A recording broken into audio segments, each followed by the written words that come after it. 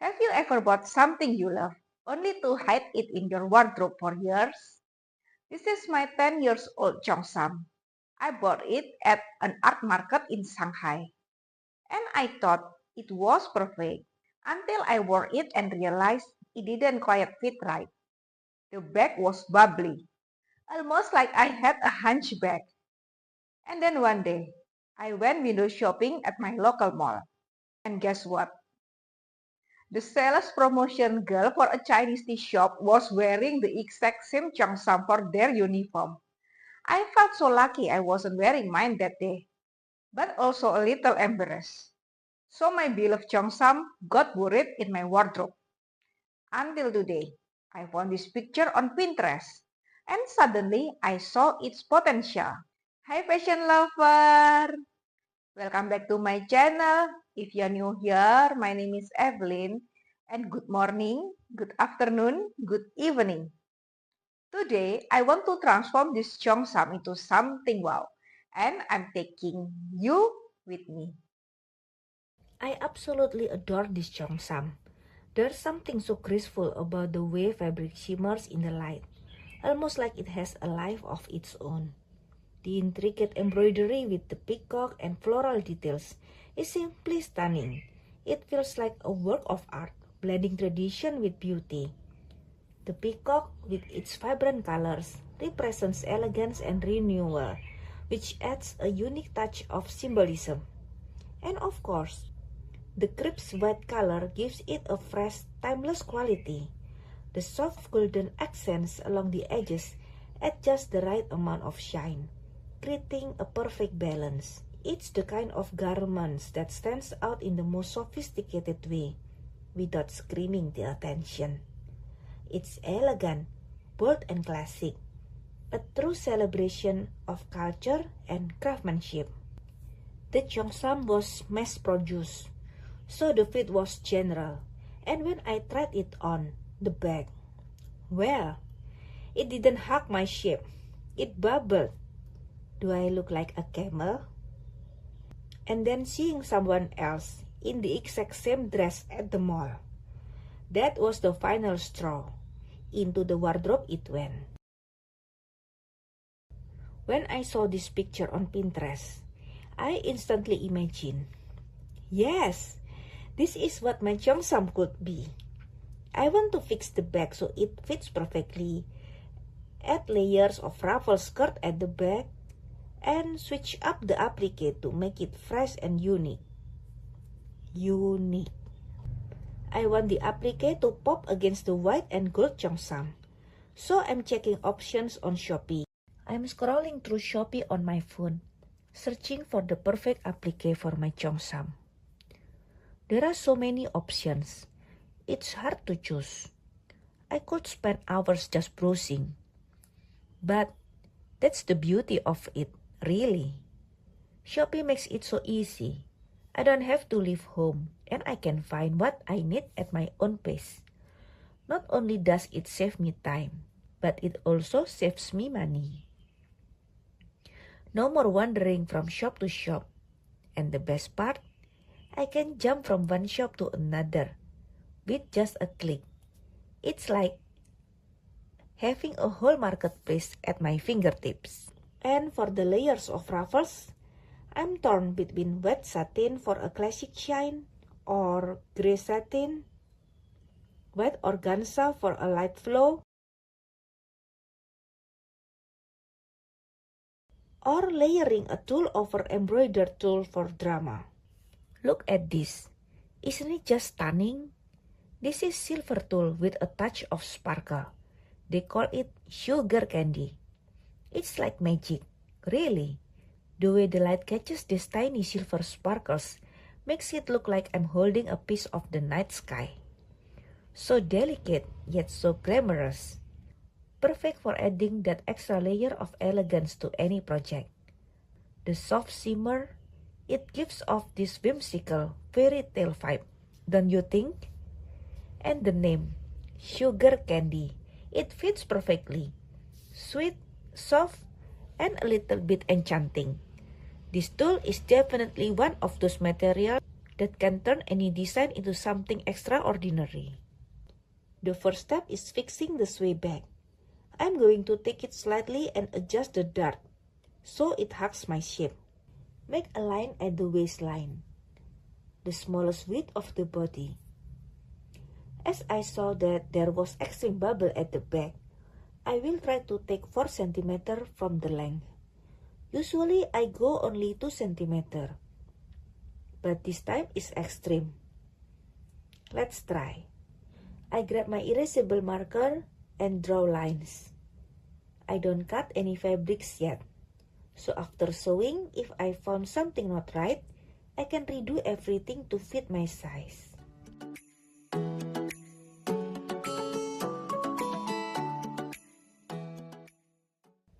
Then I'll remove the old appliques and prepare the dress for the new design. Here I go, seam ripper in hand. It's always a little bittersweet, isn't it? Carefully cutting through each stitch that once held everything in place. But hey, remember, it's not about perfection, but progress. So don't rush it, slow, steady, and precise. This part can be a little tedious, but it's all worth it when I get that smooth surface to work with for the next step. It's like clearing away the old to make room for something new. I'm also tackling the zipper in order to sew the sway back adjustment. This adjustment is another form of improving ourselves. A little tweak here and there, and I'm suddenly fitting better, standing taller. Now comes the fun part, the layers ruffles. I'm layering 3 types of fabric to create volume and movement. Every line, every shape I draw is one step closer to turning my thought into something tangible. I want the ruffles start at my hip, then sew, forming V shape. Sketching is like when you have a big dream, and it feels so far away. But every little step you take, every details you add, brings you closer to that final picture. I've translated the design I sketched onto the dress and marked the areas where I'd like to attach the ruffle.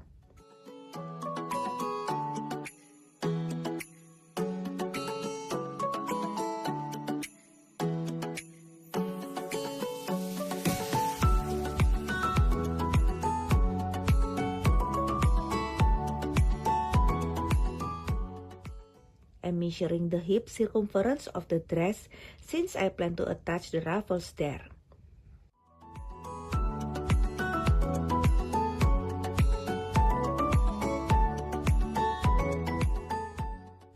Then I type in the number into Omni calculator.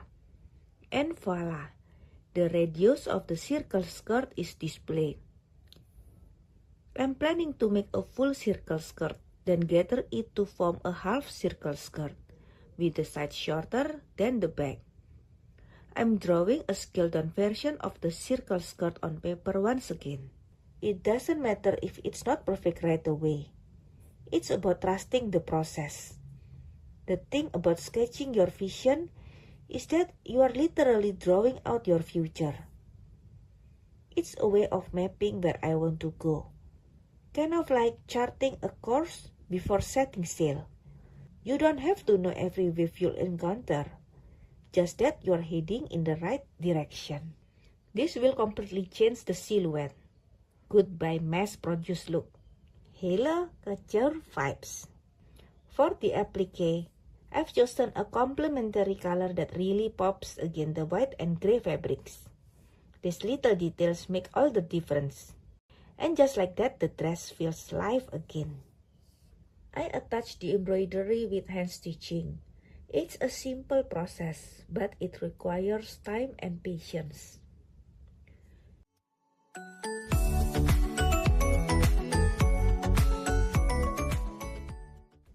It's time to cut the 3 layers of ruffles, the silver gray satin, the delicate white organza, and the shimmering sparkle tulle. I make the second layer shorter by 10 cm from the layer beneath it. and the top layer is also shortened by 10 cm from the second layer.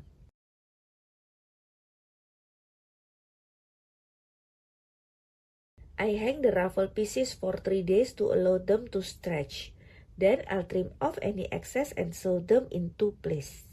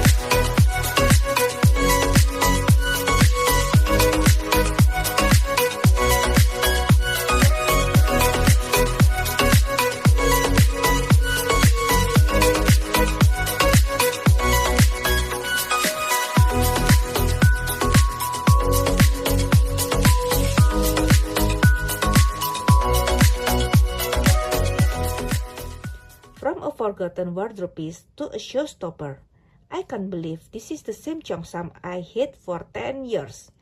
Fixing the back, adding the ruffles, updating the applique. It all just works. If you have an old dress tucked away, don't let it gather dust. A little creativity, some fabric, and patience can bring it back to life. If you enjoy this transformation journey, like and subscribe. And I'll share more upcycling stories soon.